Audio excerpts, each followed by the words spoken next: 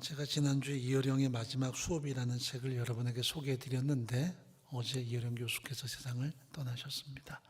하나님의 품에 인도함 받으셨죠. 그래서 다시 한번 이 책의 내용을 되새겨 봤습니다. 여기 보면 운이란 말이 등장을 합니다. 나는 운 좋은 사람이다. 나는 운이 나쁜 사람인가 봐 하는 그런 얘기가 존재하는데 사실 재해석을 해야 되겠더라고요. 운이란 하나님이 나를 더 사랑하고 기여하는 것을 운이라고 이야기합니다.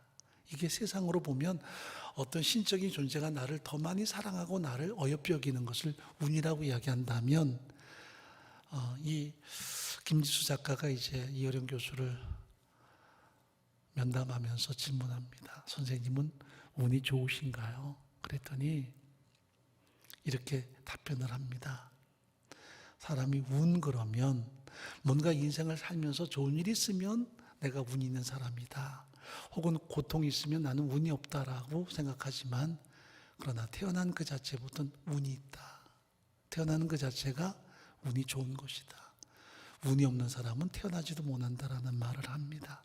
우리는 태어나서 다양한 일을 겪고 내가 좋은 일이 있으면 운이 좋아라고 말하지만 그러나 태어난 그 자체가 운이고요. 살아가는 그 모든 것이 다 운인 거죠.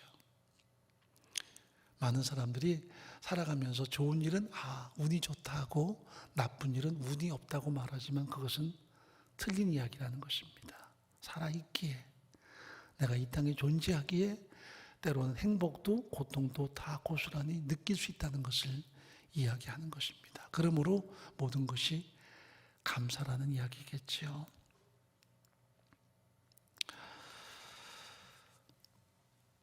그러면서 이렇게 고백합니다. 지성의 종착적은 영성이다. 모든 지성의 완성은 영성이다. 영성이 뭘까요? 나는 하나님 아니면 안 된다. 하나님을 통해 산다는 것이 영성의 핵심이라는 것을 이야기합니다. 내가 힘들든 내가 형통하든 모든 것이 하나님으로 내가 살아간다는 것이 영성의 가장 소중한 고백이겠죠. 그리고 이렇게 말합니다. 하나님도 인간이 너무 고통스러워하면 가볍게 여겨서 잠시 그 자비로운 손으로 만져줄 때가 있다. 배 아플 때 어머니 손이 약손이라고 만져주면 반짝 나는 것 같지 않나. 그때 나는 신께 기도한다. 인생에 많은 아픔이 올 때 그때 하나님께 대해서 우리가 마음을 기울이죠. 하나님의 터치를 우리가 경험합니다. 그리고 하나님께 우리의 삶을 위탁하고 내가 하나님을 통해 사는 거구나라는 것을 다시 한번 인식합니다. 이게 사실은 우리가 흔히 사용하는 은혜라는 낱말일 것입니다. 우리가 다윗을 보면 많은 가사마리가 존재합니다. 시편 150편 가운데 100편 넘는 시편이 그의 고백으로 채워져 있습니다. 많은 사람이 다윗은 시인이었다. 맞지만 사실은 정확한 말은 아닙니다. 다윗은 그 고통의 광야를 통과해서 왕이 되었다.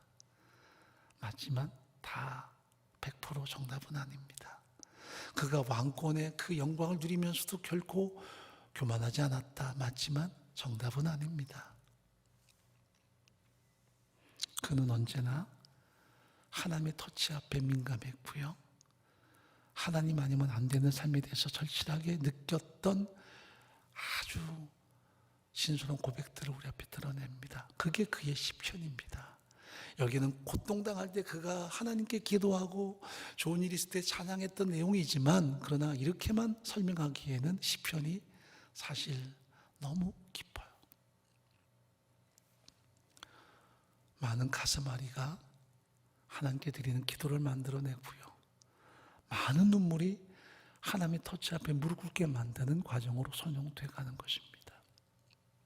그래서 고통 속에서 하나님을 경험하고 성공했을 때 하나님을 송축한다라는 의미도 틀린 건 아니지만 고통에서도 하나님 아니면 안 된다. 성공의 정상에 섰을 때도 여전히 하나님 아니면 안 된다는 것이 신앙의 진정한 고백이라는 것을 성경은 우리 앞에 말씀을 해요. 제가 요즘 읽은 책 중에 이제 박완서 작가의 글들을 다시 읽어봅니다. 참 파란만장한 삶을 삽니다. 박완서 작가가 철이 들기 시작했을 때 그의 오라버니, 그의 동생은 좌익우익에 서로 이 갈등이 휘날려서 결국 죽임을 당합니다. 가족들이 완전히 몰살당하는 고통을 겪기도 하죠. 그래서 가슴속에 눈물도 많았고 고통도 많았습니다. 이른 나이에 결혼도 하고요. 대학교 1학년 때 결혼해서 전쟁이 나는 바람에 부산으로 피난 갔다가 나중에 돌아와서 아이를 낳고 뒤늦게 공부를 하려고 하지만 쉽겠습니까? 그런데 가슴속에 글을 쓰고 싶다라는 열망이 생겨났습니다. 그래서 조정래 작가에게 질문을 합니다. 선배님, 제가 어떻게 하면 좋은 글을 쓸 수 있을까요? 그랬더니 운명 같은 격려를 해줍니다. 자네는 피눈물이 있어. 자네가 겪은 그 모든 인생의 고통이 다 피눈물이잖아. 그 피눈물에 펜을 찍어서 한번 써봐. 좋은 글이 될 거야. 배우려고 하지 마. 그냥 당신의 피눈물에 펜을 찍어서 종이에 쓰기만 하면 돼. 왜냐하면 좋은 글은 피눈물에서 나오기 때문이지. 그래서 글을 써냅니다. 그의 겨울은 따뜻한데 그 많던 시간은 누가 따먹었을까? 어떤 제목을 보면 따뜻한 글처럼 보이지만 거기에는 그의 피눈물이 담겨 있습니다.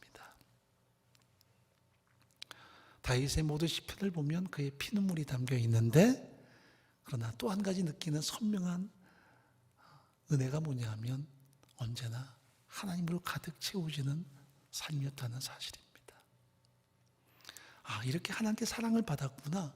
이렇게 하나님이 그를 얼핏 여겼구나. 이것이 왕이 있을 때만이 아니라 그가 파란만장한 고난의 세월을 보낼 때에도 사랑을 받았다는 것을 다윗은 고백하거든요. 흔히 세상이 말하는 운이란 어떤 좋은 일에만 있는 게 아니라 이미 그의 모든 출발이 운이었고 그의 삶이 운이었구나라는 것을 느끼게 돼요. 그렇습니다. 1절부터 2절까지 한번 읽어보죠. 하나님이여 나를 보호하소서. 내가 주께 피하나이다. 내가 여호와께 아뢰되 주는 나의 주시오니 주밖에는 나의 복이 없다 하였나이다.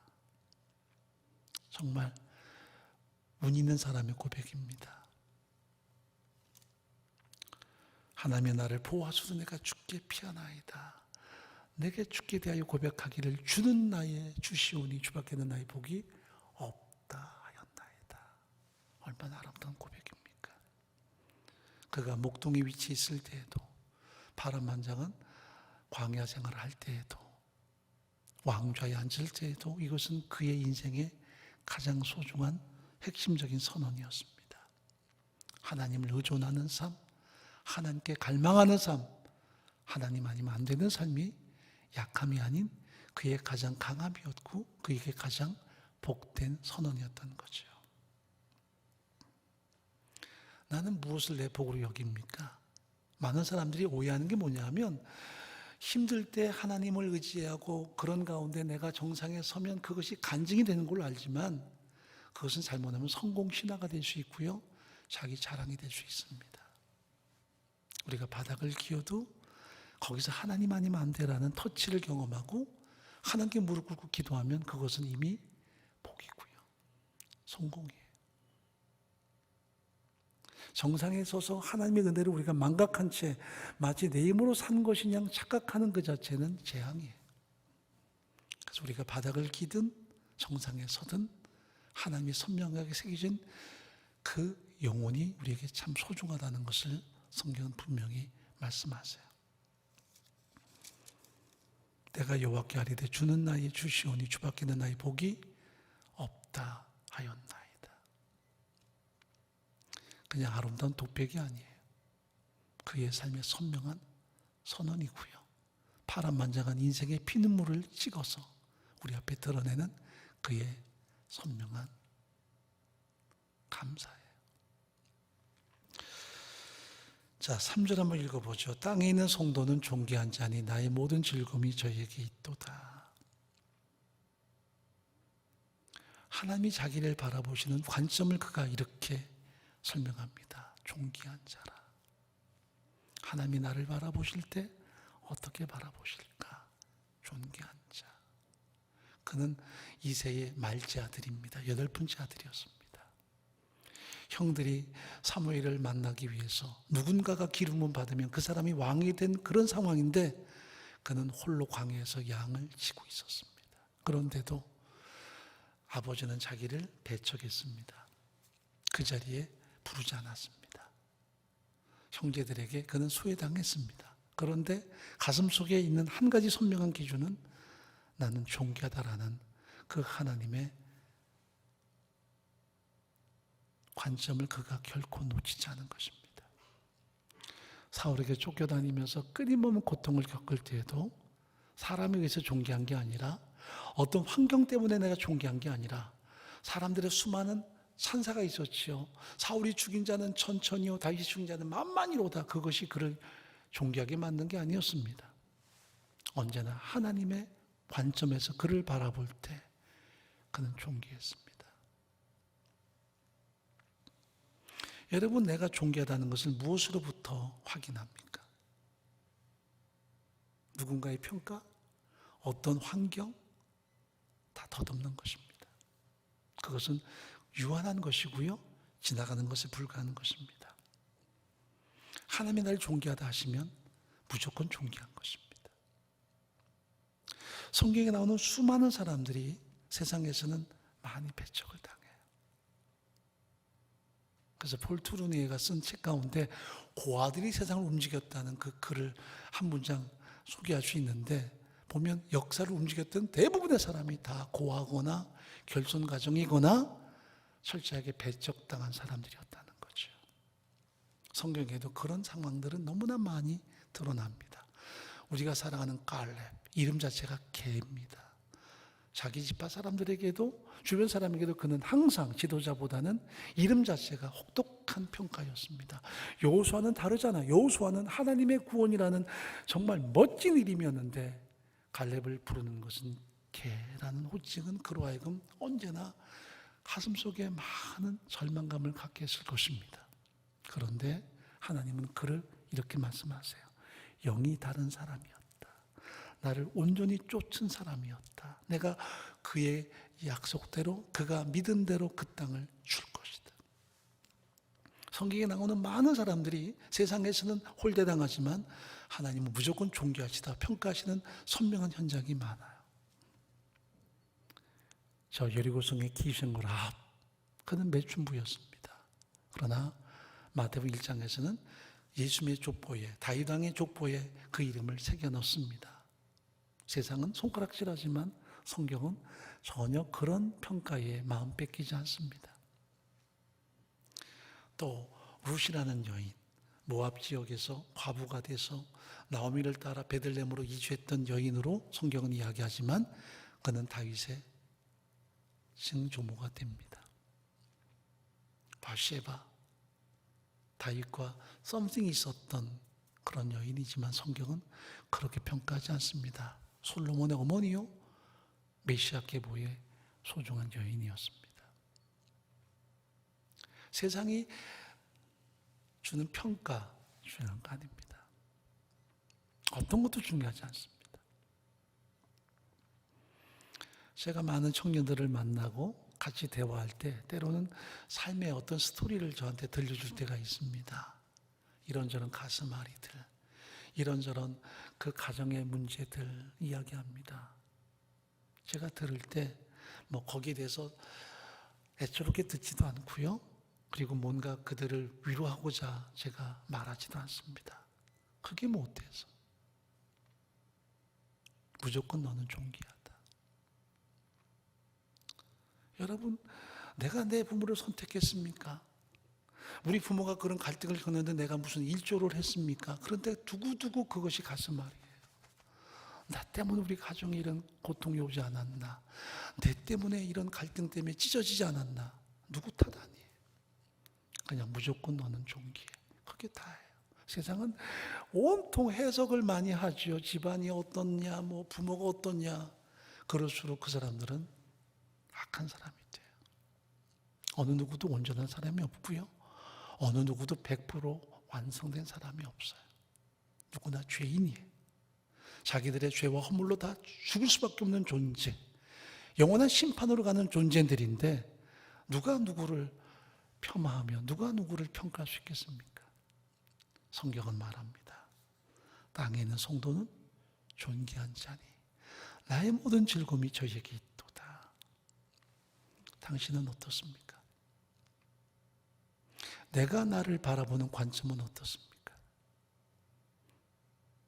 존귀하다 우리가 고백하지만 과연 내 가슴이 거기에 공감합니까? 우리가 세상에 많이 유린당합니다.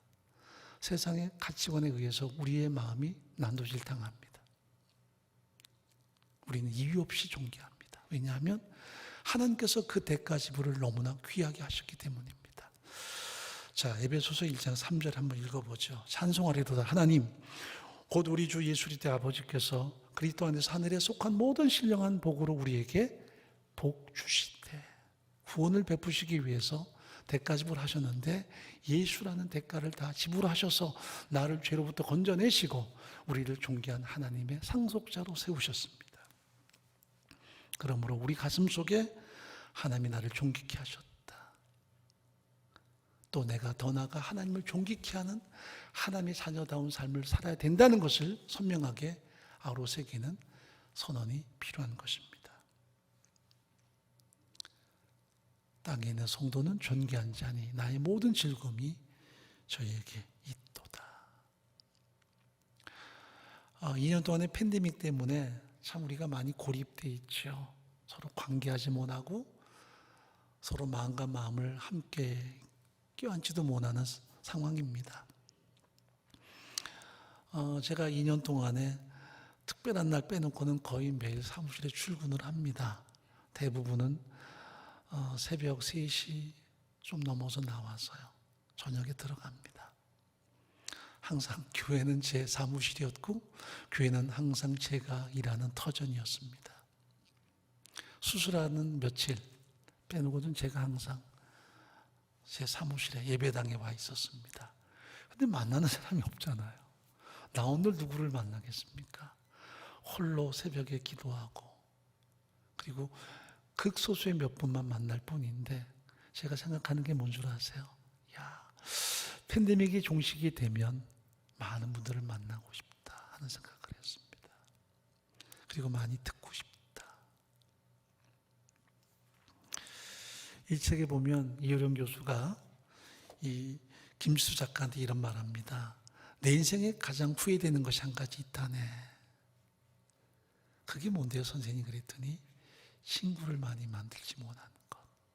누구를 가르치려고 또 누군가에게 좋은 말을 하려고 내가 강의도 많이 했고 가르치기도 많이 했지만 친구가 많지 않다네.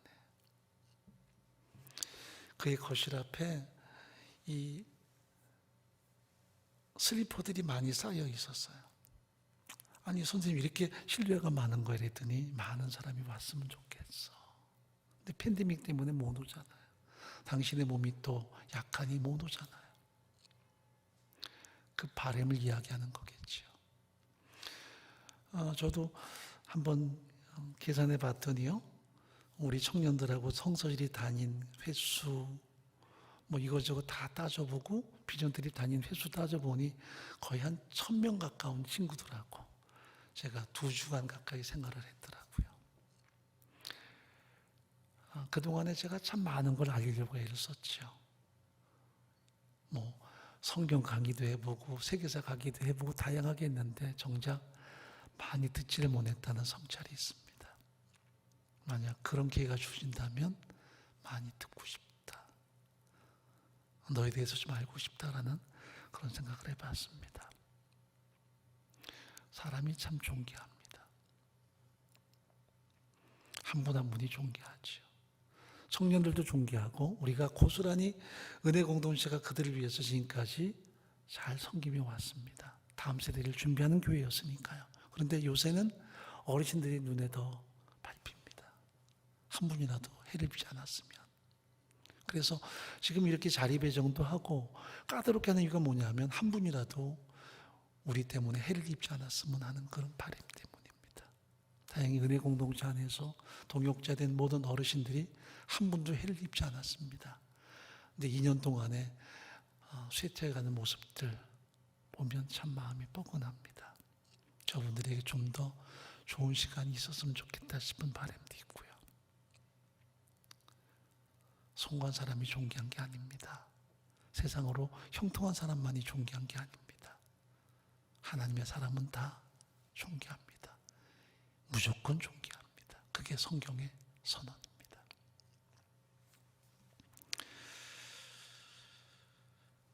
자, 4절 말씀 읽어보죠. 다른 신에게 예물을 드리는 자는 괴로움이 더할 것이라. 나는 저희가 드리는 피의 전제를 드리지 아니하며 내 입술로 그 이름도 부르지 아니하리로다.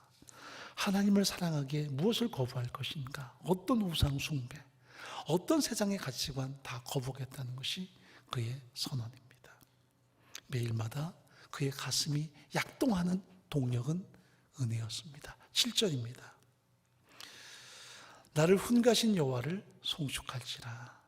밤마다 내 심장이 나를 교훈하도다. 하나님으로 인해서 살아왔습니다. 하나님을 통해 살아왔고 하나님으로 인해서 우리의 삶은 완성이 될 것입니다. 모든 게 은혜고 모든 게 선물이죠. 이령 교수는 이렇게 말합니다. 그는 뒤늦게 깨달은 생의 진실에 대해 모든 게 선물이었다 라고 고백합니다. 우주에서 선물로 받은 이 생명처럼 내가 내 힘으로 이뤘다고 생각한 게 다 무엇다고요? 선물이었다. 우리는 우리의 노력, 우리의 열심이라고 하는데 다 선물이에요. 이걸 다른 말로 말하면 은혜예요. 은혜. 값없이 얻은 은혜. 태어난 것도 은혜예요. 살아온 모든 게 은혜예요. 저도 한때 어릴 때는 마음속에 왜 내가 우리 가정에 태어났나, 왜 우리 어머니 아버지 밑에 태어났나, 그런 생각했었어요. 근데 지금 생각해 보니 다 부질없는 이야기고요. 다 은혜예요. 선물이에요. 인생의 많은 비하인드 스토리도 다 선물이에요. 피눈물을 찍어서 그나마 이렇게 써내려가는 삶이 되는 거죠. 그 피눈물 없이 뭘 쓰겠어요? 어떤 것도 못 쓰죠. 자, 8절 말씀 읽어보겠습니다. 내가 여호와를 항상 내 앞에 모시며 그가 내 우편에 계심으로 내가 요동치 아니하리로다. 다윗이 어릴 때부터 일평생 동안 고독이 있었고 절망도 있었고 외로움도 많았습니다. 많은 사람이 생각하죠. 내가 부유해지면 이 외로움이 사라지지 않을까? 내가 성공하면 이 외로움이 상쇄되지 않을까? 아니요. 영혼의 텅 빈 여백은 어떤 것을 채워도 채워지지 않아요. 거기에는 하나님만이 채울 수 있어요. 영혼의 빈 공간에 하나님이 채우지 아니하시면 다른 어떤 것을 채워도 마치 목마를 때 바닷물을 마시는 것 같이 갈증이 사라지는 게 아니라 더 심해져요. 그래서 다윗은 고백하죠. 내가 여호와를 항상 내 앞에 모시며 하나님 앞에 살아갑니다. 하나님을 통해 살아갑니다. 그가 내 우편에 계심으로 내가 흔들리지 아니할 것이다. 자, 신명기 31장 6절 한번 읽어보죠. 너는 마음을 강하게 하고 담대히 하라. 그들을 두려워 말라. 그들 앞에서 떨지 말라. 이는 내 하나님 여호와 그가 너와 함께 행하실 것임이라. 반드시 너를 떠나지 아니하시며 버리지 아니하시리라.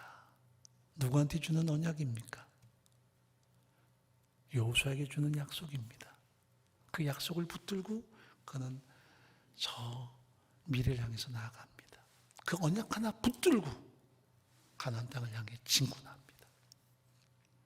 언제나 하나님 앞에서 하나님을 의지하고 그 믿음으로 그는 한 걸음씩 내딛었던 거죠.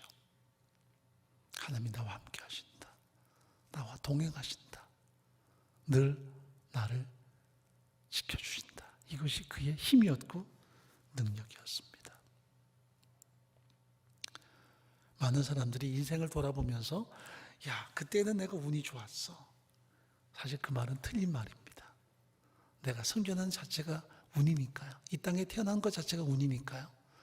다 그런 과정을 통해서 하나님이 나를 빚어가시는 놀라운 현장들이 존재하는 거죠. 그렇다면 고통스러웠을 때 하나님의 터치가 있었던 거죠. 그래서 내가 무릎 꿇는 거 아니겠습니까?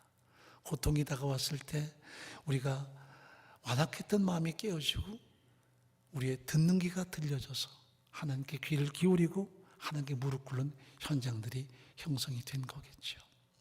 다윗은 목동의 위치에서도 하나님께 늘 무릎 꿇고 광야 생활에서도 무릎 꿇고 왕이 올랐을 때도 여전히 무릎 꿇는 것은 그때마다 함께했던 하나님의 터치를 경험하고요.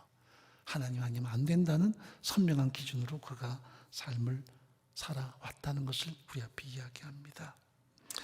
자, 마지막 11절 읽어보죠. 주께서 생명기로 내게 보이시리니 주 앞에는 기쁨이 충만하고 주 우편에는 영원한 즐거움이 있나이다. 우리가 감정이 자꾸 포로가 됩니다. 환경의 포로가 됩니다. 언제나 하나님이 나와 함께 하신다는 것, 하나님이 동행하신다는 것, 거기에 우리의 마음을 좀 기울일 필요가 있습니다.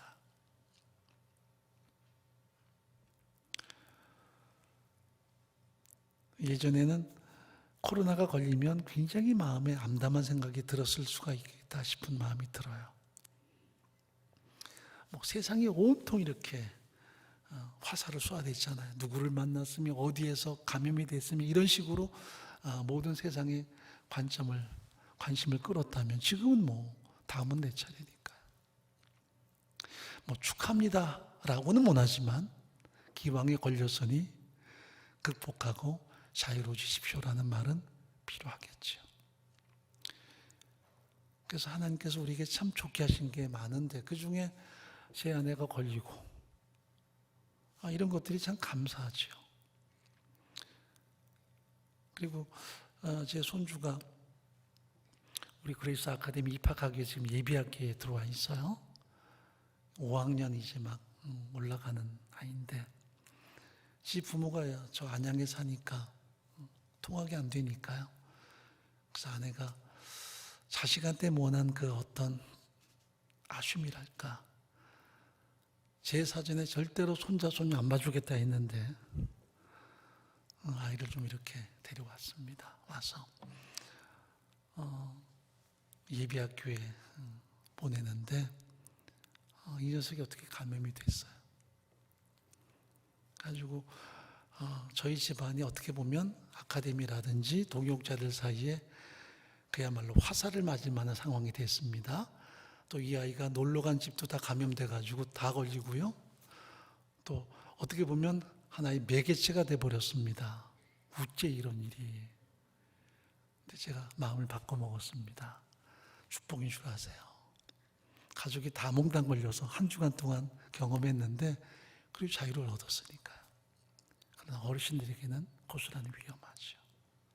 동역자들에게는 다음은 내 차례겠지만, 그래서 저희가 이제 공동체 안에 그런 신중하면서도 조심스러우면서도 자유함이 있었으면 참 좋겠다는 바람을 가져봅니다. 그래서 이 동역자들과 함께 또 장님들하고 상의해서 선물 보따리를 좀 보냅시다.